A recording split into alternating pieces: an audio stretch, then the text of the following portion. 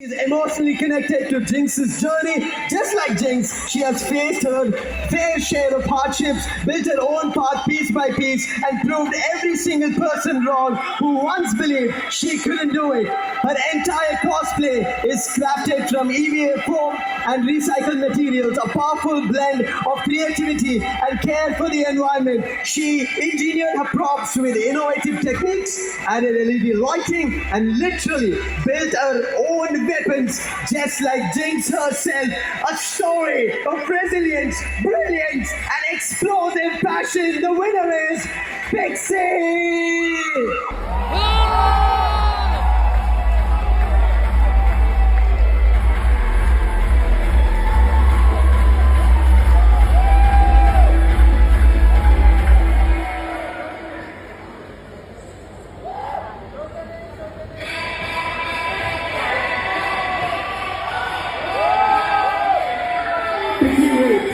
We have a surprise category for you.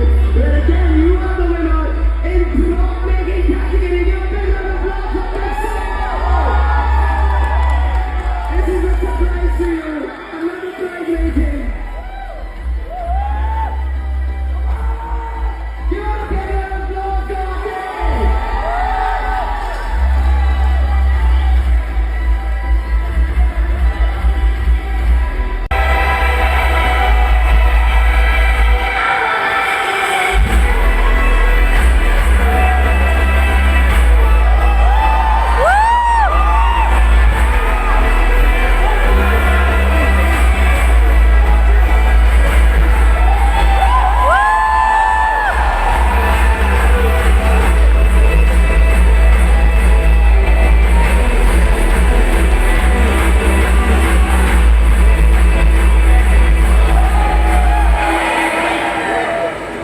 Thank you so much, Sophia.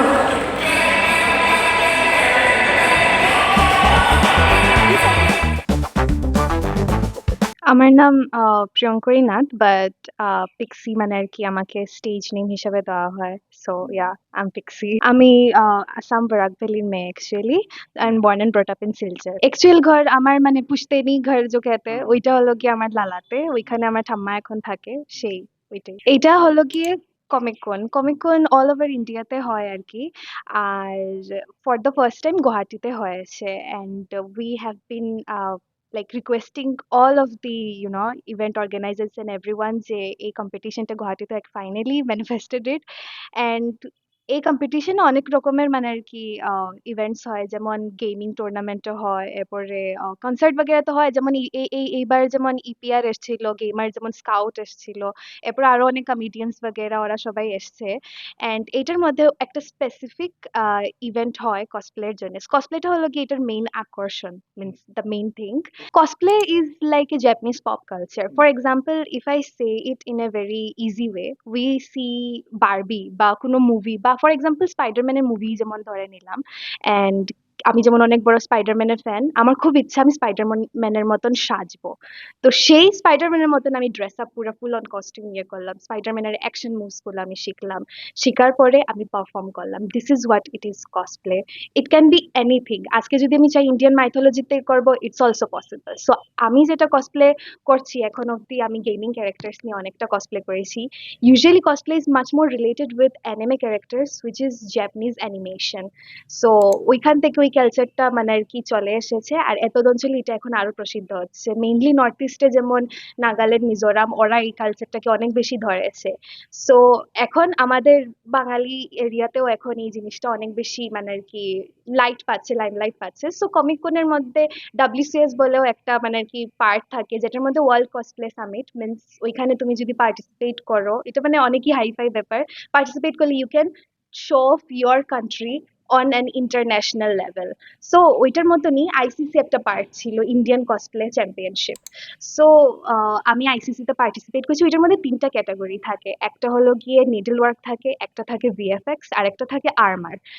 আর্মারের মধ্যে হলো গিয়ে for example আজকে যেমন অনেক আমরা যেমন ফর এক্সাম্পল মহাভারত যদি আমরা ধরে নিই ওইটার মধ্যে অনেক আর্মার শিল্ডস এগুলো লাগানো হয় দেন ওরা জাজ করে যে তুমি কিরকম আর্মার বানাচ্ছো ওইটার উপরে ক্যাটাগরাইজ ওরা করে জাজ করে ভিএফএক্স যেটা আমি করেছি আমার প্রপটার মধ্যে মানে কি সব sound effect lights LED and USB speaker वगैरह সবকিছু ছিল ওয়েপেনাইজ মানে আর কি যেটা মেকানিক্যাল আর কি ইয়ে থাকে দেন মেকআপের উপরে সবকিছু এসএফএক্স মেকআপ ওইগুলো দেখা হয় আর নিডল ওয়ার্ক তো যে সেলাই টিলাই করে কারুকাজ কত বেশি করতে পারে it's all about that so আমি VFX for the first time from Barak valley win করেছি অ্যান্ড প্রথমবারই হয়েছে and luckily by all God's grace আমি উইন করেছি নর্থ ইস্টেও আমি ফর দ্য ফার্স্ট টাইম এটা করেছি আর কি ওয়েপেনটা হলো কি রাইনো গান আমি যে ক্যারেক্টারটা করেছি সেটা হলো কি জিঙ্কস ফ্রম আর্কেন আর জিঙ্কস হলো কি অ্যাকচুয়ালি লিগ অফ লেজেন্ডস হলো কি একটা গেম তো গেমের মধ্যে অনেকটা গেমিং ক্যারেক্টার স্কিন থাকে আমরা যেটাকে সহজ ভাষায় বলতে পারি যে অনেক রকমের রূপ থাকে আর কি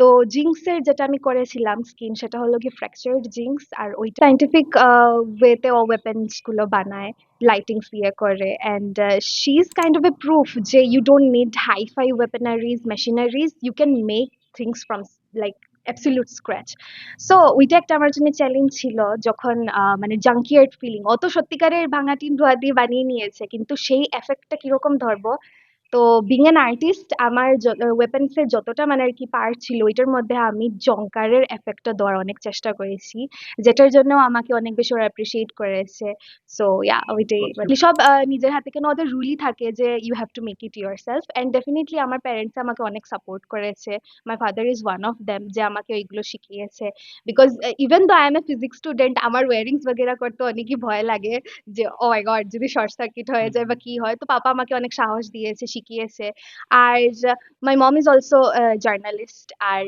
মানে আর কি সাংবাদিক জগৎ ছাড়াও মানে নিজেও আর্টিস্ট তো ওইটার থ্রুতে বলতে গেলে আমি কিছুটা মানে নিজের সাহসটা মানে আর কি কালচার করেছি সেটাই প্যারেন্টস গেছিল আমার সাথে ওদের ডেফিনেটলি গর্বিত হবে আমি একমাত্র মেয়ে উনার আর আমার মাও যেহেতু কালচারাল লাইনে ছিল শি অলওয়েজ ওয়ান্টেড মি যে আমি সবকিছু এরকম করব maybe we did different genre but we are doing the same thing যে আমিও একটু হলেও কালচারাল লাইনের দিকে ইয়ে করছি আর পাপার মানে খুশিটা হলো গিয়ে এটাই যে পাপা হলো গিয়ে being an engineer and scientific background science student হওয়ার ব্যাকগ্রাউন্ড থেকে হি ইজ ভেরি হ্যাপি যে I am doing something mechanical he love electronics and everything so ওইটাই মানে আর কি হ্যাঁ গুয়াহাটিতে ফার্স্ট টাইম হয়েছিল হ্যাঁ ডেফিনেটলি ডেফিনেটলি আমার আসলে একাডেমিক্স আমি যেহেতু ওই সেম 1st ডিসেম্বর থেকে আবার ফাইনাল এক্সাম শুরু হবে তো আমার পড়াশোনাটা করতে হচ্ছে সো পড়াশোনার মাঝখানেই যখনই আমরা সিন্স চাইল্ডহুড আমরা সবাই ট্রাভেল করি তো এখন ট্রাভেল করার যেমন আরেকটা ভালো মানে আর কি উদ্দেশ্য পেয়ে গেলাম এই পেয়ে যে ও তো কসপ্লে ইভেন্ট হচ্ছে চলো यहाँ पे চলে যাতে हैं।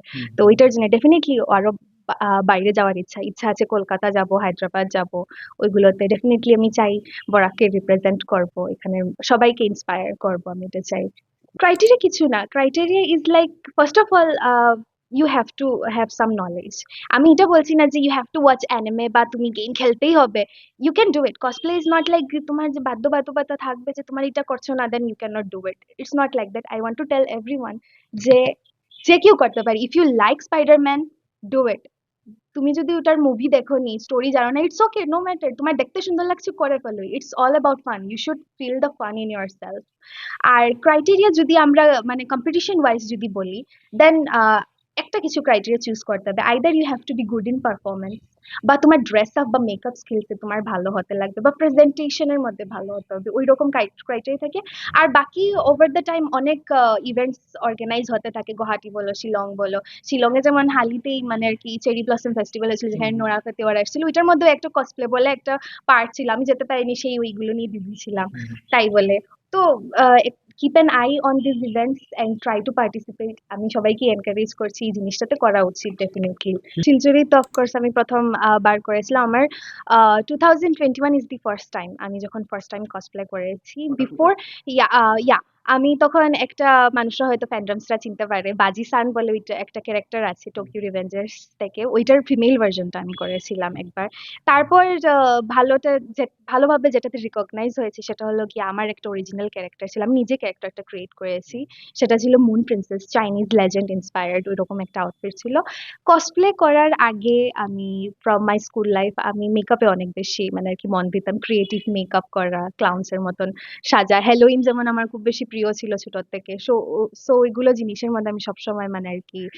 ছিলাম, নেক থাকতো। তো ওইটাতেই মানে ওইটার থ্রু দেন লাইক আছে না, I set up the ladder, তো এটা থেকে এটা বেরোচ্ছে, এটা থেকে এটা। তো I am currently focusing on cosplay. আমি গুরুচরণ ইউনিভার্সিটিতে পড়াশোনা করছি জিওলজি নিয়ে, আর এখন তো 5th সেমিস্টার আছি।